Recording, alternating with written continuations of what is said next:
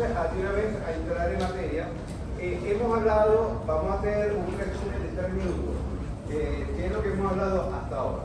Hemos hablado la primera clase, que era la de líquidos corporales, donde entendemos que el cuerpo humano está formado un 60% por líquidos. Este 60% representa el agua corporal total. Este agua corporal total lo dividimos en dos compartimientos. Un primer compartimiento que representa el 40%, que es el compartimiento intercelular, y un 20% del compartimiento extracelular. A su vez, el compartimiento extracelular está formado por líquido intersticial, que representa un aproximado del 17%, y el líquido plasmático, que vamos a tenerlo como un 4%. A su vez, dijimos que si yo quiero englobar todo el contenido líquido que está en el sistema vascular, que está en los vasos sanguíneos, representa un 7%, y que es el volumen sanguíneo, el 7%. Adicional, hemos hablado que hay unos espacios transcelulares que representan como 1, 2 o hasta 3%, y la parte de los vasos linfáticos, y que prácticamente todo eso también forma parte del líquido extracelular, pero que tiene algunas características que lo difieren de uno al otro. ¿Ok? Eso por una parte. Segundo, hemos dicho que cada compartimento tiene una composición específica, y que esa composición específica tenemos el líquido intracelular, el principal catión es el potasio, pero también tenemos fosfato, sulfato, tenemos casi muy poca cantidad de calcio, tenemos magnesio, entre otras cosas. Sin embargo, en el líquido extracelular, el principal catión es el sodio, el principal catión es el cloro, pero también tenemos potasio en poca cantidad, pues tenemos alta concentración de cloro, tenemos bicarbonato y tenemos baja concentración de calcio, pero mayor en comparación con el líquido intracelular. Si comparo intersticial y el líquido plasmático, tiene la misma composición, porque pasa libremente esos solutos, esos iones de un compartimento a otro, porque tenemos una membrana que es muy permeable a todo. Sin embargo, no permite la entrada de proteínas, por ser carga negativa y por ser macromoléculas, no logran atravesar o no deberían atravesar, por lo que la diferencia entre el líquido extracelular del intersticial y plasmático es la presencia de mayor cantidad de plasma. ¿Dónde? Mayor cantidad de proteína en el plasma, ¿ok? Esa sería la diferencia. Hemos conversado sobre lo que representa, cómo se encuentra ese líquido, cómo se conserva o cómo tenemos ese líquido dentro del cuerpo, y que el objetivo de todo esto, y no solamente líquidos corporales, sino el objetivo de todo nuestro funcionamiento en general, es mantener el equilibrio, lo que llamamos homeostasis. Y en ese equilibrio, con respecto a la parte de los líquidos corporales, yo tengo que tener un equilibrio, donde el equilibrio se mantiene que la ingesta tiene que ser igual a la excreta. Si la ingesta es mayor que la excreta, acumulamos el líquido y el balance hídrico sería positivo. Si la ingesta es menor que la excreta, entonces aquí va a existir un déficit, el paciente va a estar deshidratado, va a estar falta de líquido, y vamos entonces a entrar en un balance hídrico negativo. Pero cuando hablamos sobre el balance hídrico, ¿quién es el que me puede controlar perfectamente ese equilibrio? Uno de los principales componentes es el riñón. ¿Por qué el riñón? Porque si yo hiero mucho líquido, entonces el riñón es el que va a empezar a aumentar la formación de orina, y va a ser mayor la cantidad de orina que va a tener durante 24 horas para compensar el exceso de la ingesta. Pero si la ingesta ha sido poca o ha sido mucho la pérdida de líquido y el paciente está deshidratado, ¿de qué manera entonces va a intervenir el riñón? Porque el riñón tiene la capacidad, dentro de la formación de la orina, entonces de decir, bueno, si yo usualmente o normalmente elimino 1500 cc en 24 horas, la ingesta de formación, la formación de orina en ese momento va a ser menor. Porque si el paciente está deshidratado, porque tiene pérdida de gastrointestinales, entonces un mecanismo compensatorio y regulador que tenemos aquí en el riñón va a formar orina concentrada, escasa, para evitar la pérdida de líquido por orina, porque está perdiendo el paciente mucho líquido por otras vías. ¿Entendido? Sí. Ok. Que la ingesta, dijimos que la ingesta depende de la forma exógena, por el líquido que ingerimos o por el líquido que está formado por los alimentos, que es el principal ingreso, pero que también tenemos un 200 ml que representa la ingesta de líquido o la formación de líquido de forma endógena por el metabolismo de los alimentos. Pero la excreta depende, pérdida insensible que representa 700 ml, que son pérdidas insensibles por la piel, que es distinto al sudor, pérdida insensible por la respiración, simplemente por la evaporación, por la humidificación del aire que entra y que se humidifica cuando lo exhalamos y perdemos ese líquido. Segundo, pérdida por sudor, 100 ml, pérdida de líquido por 100 cc aproximadamente, por S, y la mayor parte por riñón. Pero que todo eso es variable, depende de muchas cosas, pero depende de lo que estemos haciendo nosotros, de la actividad diaria, ¿ok? Depende de la ingesta de líquido, depende de muchos factores y puede variar durante el día. Por lo que quiere decir que si es variable, no quiere decir que es exacto, que tiene que ser 2.300 en ingesta, 2.300 en excreta. No, eso puede variar. Habíamos dicho que cuando en los distintos compartimientos va a haber, como siempre tenemos que mantener el equilibrio en volumen y equilibrio en la composición, va a haber ese movimiento líquido de un compartimento a otro. Todo depende de la membrana que lo separe. Hay unas membranas que son semipermeables que permiten entonces el paso del agua, pero no de los iones. Cuando los iones, los solutos no pueden atravesar, es más fácil el paso de líquido de un compartimiento a otro, es decir, de un compartimento de menor concentración de soluto a un lugar de mayor concentración de soluto para igualar las concentraciones. Eso es el movimiento que se produce y que ese movimiento se llama ósmosis. Sin embargo, los solutos se pueden atravesar de un compartimento a otro y ese paso de compartimiento de un lugar a otro es mediante distintos transportes, como solamente los nombré, porque ya ustedes lo traen bien claro con el de biología celular y bioquímica, como son distintos transportadores que van a dar de un lugar al otro, ¿ok? Habíamos hablado, y voy a comenzar, y voy a dar esta parte, porque me preguntaron en la clase pasada, se me acercaron algunos alumnos, con respecto a algunas dudas cuando yo hablé sobre la fuerza de Estado. Hoy día se habla todavía de la fuerza de Estado. Las últimas publicaciones del libro de Gator hablan sobre la fuerza de Estado.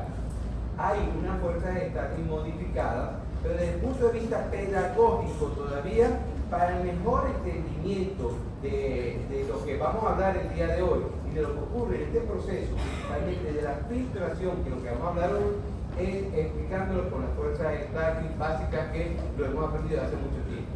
Que para que se produzca el movimiento de un lugar al otro, tiene que haber fuerza. Y aquí hablamos de esos fenómenos físicos que ocurren a través, o a ambos lados de una membrana, o a ambos lados de un capilar. Son fuerzas físicas como presión hidrostática, que depende mucho del agua, del volumen, y presión coloidosmótica, que depende, en este caso, de la concentración de proteínas que se encuentran en un compartimento o en el otro. Cuando hay mayor presión de líquido, de agua, hablamos de la presión hidrostática. Y cuando está muy aumentada, decimos que la presión hidrostática está elevada. Pero cuando predomina más la concentración de soluto, en este caso de proteína, eso representa la presión osmótica o coloidosmótica, y es una presión que vamos a encontrar en ese compartimiento y que dependiendo de dónde se encuentra y si está elevada o no, estas presiones hidrostáticas o coloidosmóticas, como lo vamos a ver hoy, el día de hoy, para que lo entendamos bien, algunas de esas presiones van a actuar favoreciendo el paso de líquidos de un compartimento a otro, que sería el proceso de filtración. Pero hay algunas de estas fuerzas que se van a oponer a ese paso. Pero entonces el líquido va de un lugar al otro, ¿cómo? Con la fuerza que ves, ¿ok? El que va a ganar es la fuerza que prevalece. Entonces aquí vamos a ver que para que se produzca el paso de un líquido al otro, va a depender de las fuerzas de presión hidrostática y presión coloidosmótica de ambos lados, y vamos a ver quién gana. Y el que gana va el que va a permitir el paso de un líquido de un compartimento a otro. Como lo vamos a ver más adelante. Ya por último, como vamos a hablar de la formación de orina, en este proceso de formación de orina tenemos que estar, lo dijimos en la clase pasada, que hasta aquí llegamos, que está formado por tres procesos. Un primer proceso, que es la filtración glomerular, un segundo proceso y hasta un tercer proceso, lo podemos decir juntos porque lo explicamos juntos, que es todo lo que ocurre a nivel tubular, reabsorción y secreción tubular.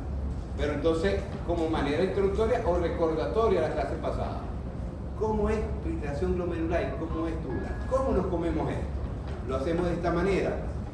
Dijimos que el riñón tiene, tenemos dos riñones que se encuentran en la fosa posterior, que son órganos retroperitoneales que miden 150 gramos o el tamaño prácticamente de un puño de una mano, ¿ok? Y que recibe prácticamente entre el 20 al 25% del gasto cardíaco, aproximadamente un 22%. De todo lo que pulsa la sangre en el corazón en un minuto, ese 22% lo recibe ese riñón. ¿Qué riñón tiene? Cuando lo dividimos por dentro, vemos que tiene una porción externa que representa la corteza y una porción interna que tiene la médula, ¿ok? Que la unidad funcional del riñón, ¿cuál es? La nefrona. Y que cada nefrona tiene dos porciones, si lo queremos hacer de una manera muy práctica. Una primera porción, que es el glomérulo, y una segunda porción, que es los túbulos. El glomérulo está formado por la parte vascular, ¿ok? Por un sistema vascular que son capilares glomerulares y una segunda porción que es el sistema de túbulos que se extiende o se prolonga de la cápsula de Bowman. Ese glomérulo que está todo enrollado, muchas capilares que están enrollados e entrelazados entre sí, están cubiertos por una cápsula de Bowman y es el lugar donde se produce el proceso de la filtración. Habíamos dicho que ese glomérulo está envuelto por una doble membrana epitelial, una doble membrana epitelial, una que es serosa, que se adosa completamente a los capilares, y una que está separada, que es la parietal. Y que todo lo que se filtra cae en ese espacio, que sería el espacio de Bowman, que de allí se continúa el sistema tubular. Cuando entramos a los túbulos, hablamos de un túbulo proximal o contorneado proximal, el asa de Henle, el túbulo contorneado distal, y después vienen los túbulos colectores, que pueden ser corticales, medulares, ¿ok? Después viene el túbulo colector final, ¿ok? Que es el que va a desembocar todo, llevar esa formación de la orina hacia la piel. Y por último, porque es importante tenerlo en cuenta por lo que vamos a hablar hoy. Lo más importante para la clase de hoy es entender que tenemos una circulación o una microcirculación específica distinta a lo que vemos en los otros capilares. Tenemos la arteria renal. Esta arteria renal va modificándose hasta llegar a la arteriola aferente, que esa arteriola aferente es la entrada hacia el glomérulo. Después, cuando entra el glomérulo, forman los capilares glomerulares que se enrollan, que forman una especie de ovillo, y termina ese glomérulo al salir la arteriola eferente. Esos serían los capilares que vamos, y es lo que vamos a estudiar el día de hoy.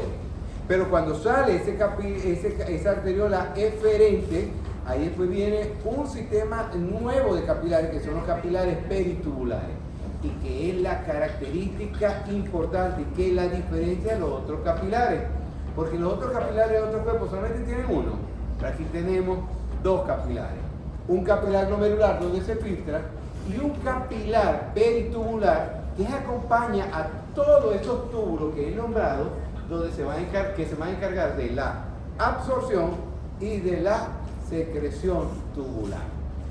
Aquí vamos a darnos cuenta que lo que vamos a hablar mucho es los capilares glomerulares, lo que ocurre en los capilares glomerulares y el efecto, la función que cumplen las dos arteriolas, arteriola aferente y arteriola eferente. Porque una de las características que les dije en la clase pasada de la arteriola aferente y eferente es ¿cuál? La presión. ¿Ah? La resistencia que pueden generar para generar aumento de la presión hidrostática o no dentro del capilar. ¿Qué quiere decir? Que esas arteriolas dependiendo si aumenta su resistencia o no, me modifica la presión hidrostática. ¿Pero para qué me lo va a modificar? Porque me va a favorecer o no la tasa de filtrado. Porque si yo tengo mucho líquido en un compartimiento, aumenta la presión hidrostática y va a generar una fuerza importante para que pase a otro compartimento. Entonces, dependiendo de lo que ocurra en esas arteriolas, es lo que me va a modificar la presión hidrostática en el capilar y favorecer la filtración. ¿Entendido con toda esta introducción que fue larga, no? Ok, pero sí lo entendieron completo, ¿no? Porque yo quiero que llevemos un orden de todo esto. Entonces, vamos a comenzar con este proceso de la filtración.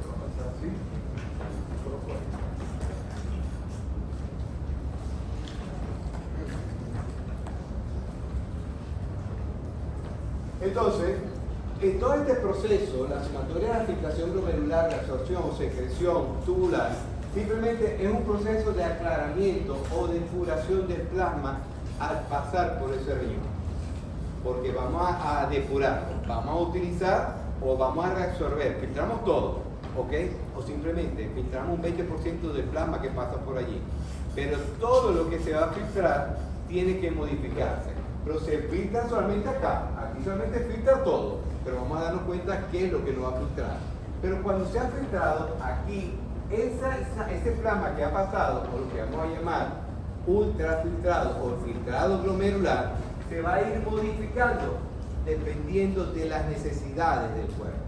Si necesita mucho nutriente, vamos a reabsorber todos esos nutrientes. Pero si necesita mucho sodio, reabsorbemos tu sodio. Si necesitamos potasio, reabsorbemos potasio. Si tenemos exceso de calcio, no lo reabsorbemos, lo excretamos. Si tenemos mucho ácido, lo vamos a excretar, lo vamos a formar y lo vamos a excretar. Entonces depende mucho de las necesidades de cada quien, ¿ok? Entonces la filtración glomerular no es más que el paso de fluido y de solutos a través del filtro glomerular. Miren cómo hablo del filtrado y no me refiero a agua, ¿ok? Aquí no solamente vamos a pasar líquido, no es que esto va a ser un colador y va a pasar puro el agua y todos los solutos queden allí. No, esto no es así. Aquí vamos a filtrar todo lo que esté pasando en ese momento por el plasma. Donde filtramos todos los iones, pero también vamos a filtrar hasta solutos orgánicos. Vamos a filtrar todo, aquí no solamente filtramos agua, no vamos a filtrar todo. Filtramos no solamente los iones, filtramos todos estos componentes orgánicos. Vamos a filtrar la glucosa, vamos a filtrar aminoácidos, pero nos vamos a dar cuenta de cosas que no vamos a filtrar. Aquí vamos a filtrar sodio, potasio, cloro, bicarbonato, todo lo que pase por allí, todos aquellos solutos que son de bajo peso molecular, que puede atravesar fácilmente esa pared del capilar, perfectamente todo se va a filtrar. Es un transporte que es pasivo. Cuando le digo que es pasivo, que no necesito energía, que no hay transportadores, que necesito que se unan dos componentes, no hay cotransportadores, no necesito un ATP para que eso pase de un lado al otro, sino se filtra libremente, sin energía, de un compartimento hacia el otro, es decir, del capilar hacia el espacio de bomba. Eso va a ocurrir a favor de un gradiente hidrostático. Va de un lugar de mayor concentración de líquido a un lugar de menor concentración de líquido. ¿Qué se va a filtrar? La sangre. Pero cuando hablamos de la sangre, ¿qué tiene la sangre? Eritrocito. Tiene eritrocitos, que serían, y los eritrocitos son células, ¿cierto? Y se va y tiene plasma. Pero cuando yo digo sangre, yo tengo que especificar qué es lo que se va a filtrar, porque voy a filtrar la sangre, voy a filtrar las células, voy a filtrar los glóbulos rojos. No, filtramos el plasma, ¿ok? Es lo que se va a filtrar. No se va a filtrar la sangre completa. Los glóbulos rojos van a quedar.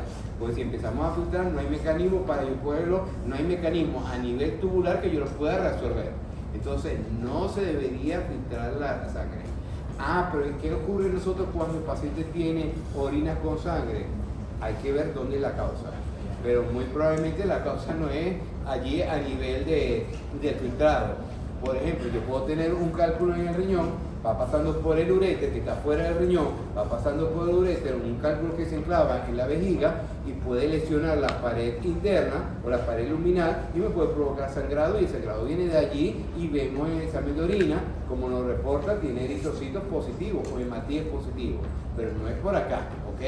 Entonces aquí vamos a filtrar es el plasma, ¿ok?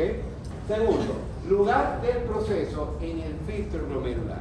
En la clase pasada les decía que existía un filtro glomerular que es la pared del capilar y que tenía 3 capas, que ahorita, más adelante, solamente lo dije en forma introductoria, ahorita lo vamos a detallar un poco más. Y el filtrado resultante se denomina ultrafiltrado. Lo que atraviesa esa pared del capilar y se encuentra en el espacio de Bowman para continuar su paso en el túbulo proximal es lo que vamos a llamar nosotros ultrafiltrado. Okay. Contesto todas las llamadas porque tengo 3 pacientes hospitalizados y uno está en condiciones algo crítico que espero poder terminar la clase completa y no tener que salir de emergencia. Entonces tenemos el ultrafiltrado. ¿Y qué es el ultrafiltrado? Es la misma composición del plasma, pero sin células sanguíneas y ni proteínas. Esa va a ser la diferencia.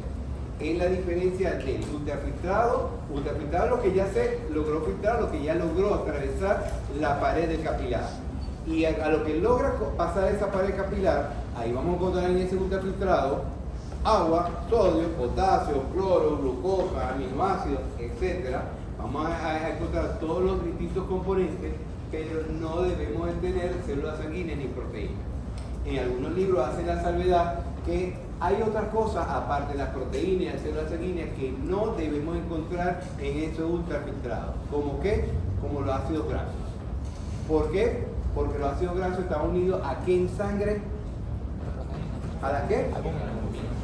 ¿A qué? A la albúmina. Pero no, ahí no es albúmina. ¿A qué?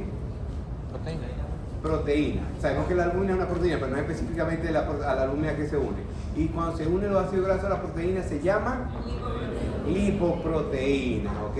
Entonces, si los ácidos grasos están unidos a las proteínas y las proteínas no se filtran, entonces quiere decir que yo no voy a encontrar ácidos grasos en el ultrafiltrado. También tenemos que gran parte del calcio se encuentra unido también a las proteínas porque es su forma de transporte en la sangre. Y si esa gran parte de proteínas, de calcio está unida a la proteína, entonces yo no lo voy a encontrar en ese ultrafiltrado, ¿ok? Es decir, todos esos solutos que tiene como mecanismo de transporte de las proteínas, que están unidos a las proteínas, no los voy a encontrar allí, ¿ok? En este entonces, de filtración glomerular, la composición del filtrado glomerular sería, ¿qué es lo que vamos a filtrar? Agua, sales, sodio, cloruro, moléculas orgánicas como cuáles, aminoácidos y glucosa. ¿Qué nos vamos a filtrar? Nos filtramos proteínas y nos vamos a filtrar calcio y ácidos grasos por la unión a proteína, ¿ok? Por la unión a proteína. Sin embargo, todo esto no es exacto, porque a pesar que yo les pueda decir que las proteínas no se filtran, vamos a ver el mecanismo por qué no se filtran, pero hay algunas proteínas que son muy pequeñas, de muy bajo peso molecular, que normalmente pueden atravesar sin causar ningún tipo de problema.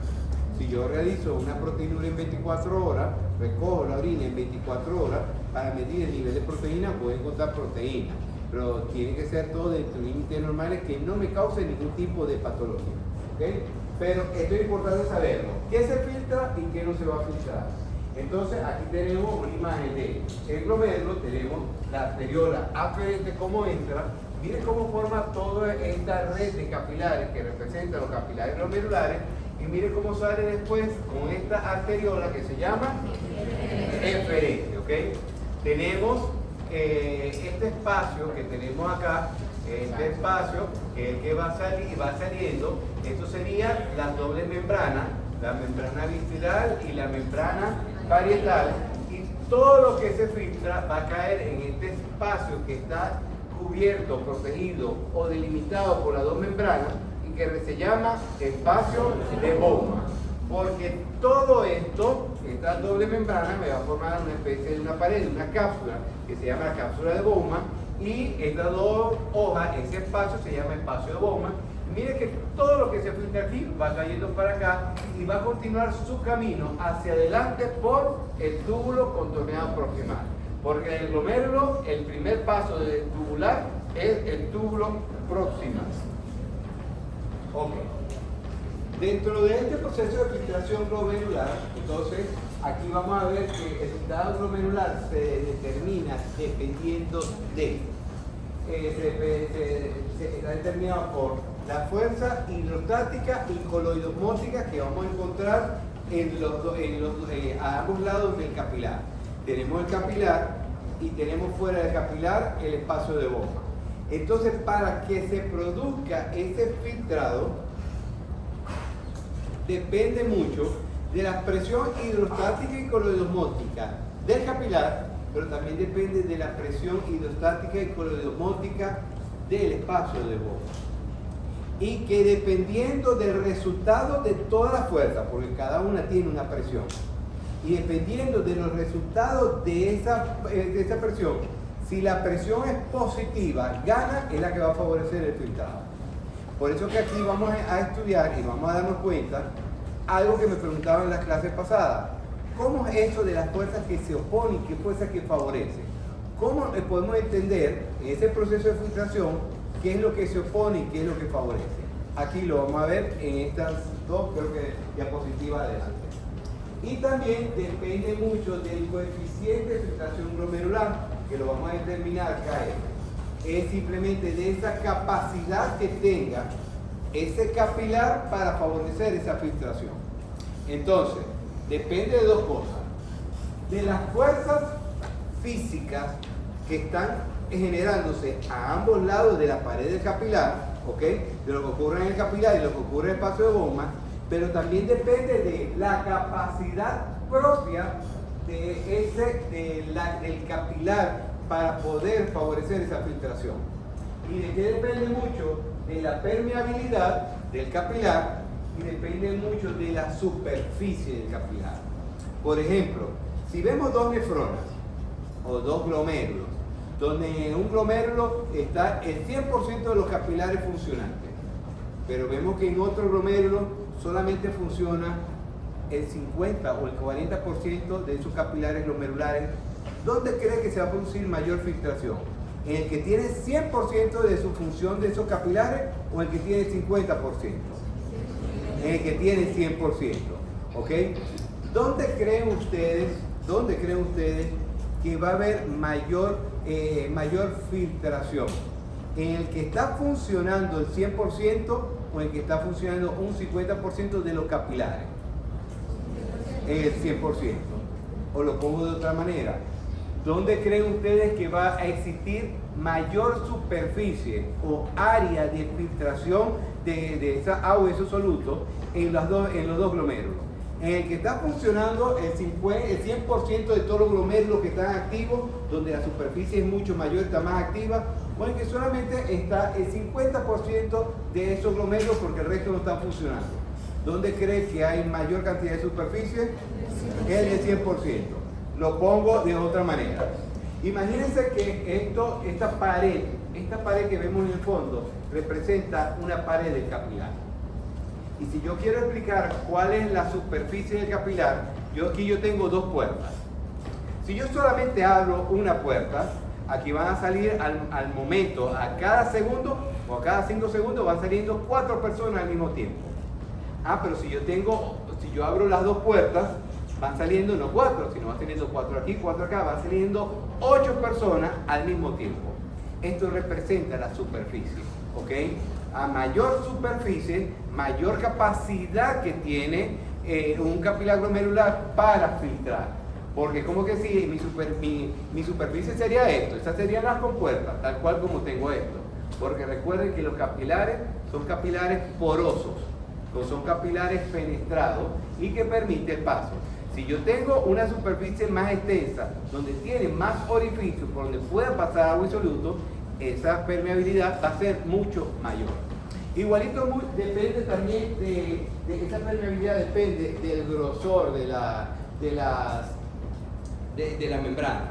si esa membrana capilar está muy engrosada, es mucho camino de recorrer, puede dificultar un poquito esa permeabilidad de ese capilar.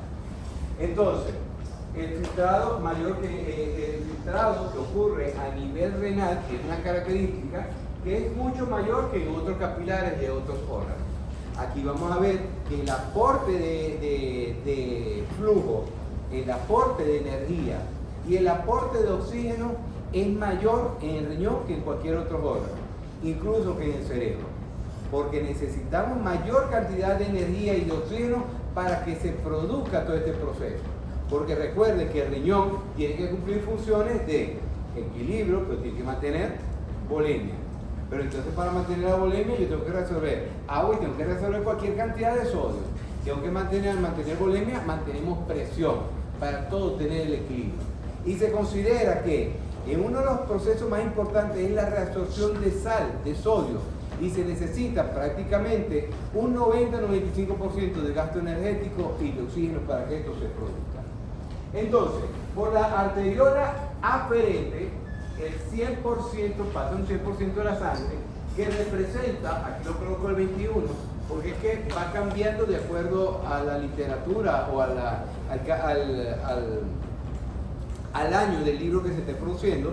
En los libros anteriores decía un 21%, hoy los últimos libros de Gator dicen entre 20 a 25%, pero lo coloca, el último coloca como un 22% del gasto cardíaco.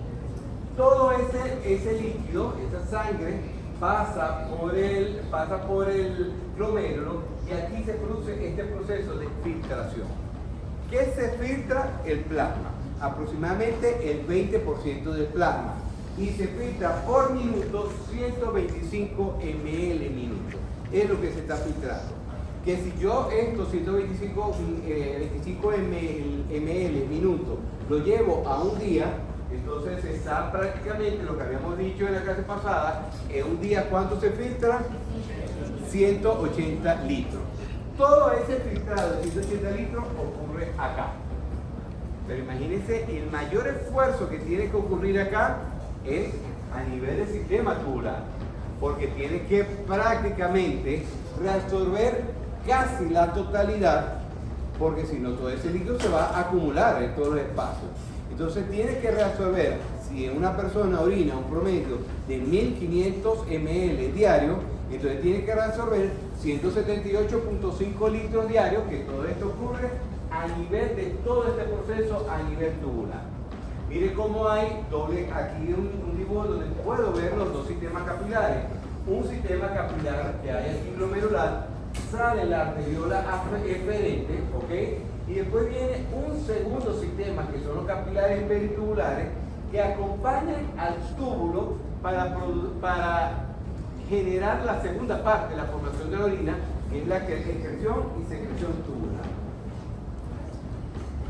¿Quién se encarga de este filtrado? La membrana del capilar, o la pared del capilar glomerular. Es la que va a cumplir ese proceso de filtrado. Tenemos, aquí vamos a ver que esto es el capilar, ¿ok? Aquí tenemos el capilar, la luz del capilar, y tenemos las tres capas. Una de las diferencias que establece el capilar glomerular con los capilares de todos los tejidos es que los capilares de los otros tejidos tienen solamente dos capas. Esto tiene una tercera capa, ¿ok? Una tercera capa que es la capa epitelial, la capa superficial, que serían los podocitos. Entonces, estas son las primeras capas. La capa inicial es la interna, la que da hacia la luz, la que está en contacto con la sangre, que es el endotelio, que es un endotelio con una capa interna que tiene muchos poros, ¿ok? Unos poros que prácticamente pueden ser de 8 nanómetros de diámetro y que está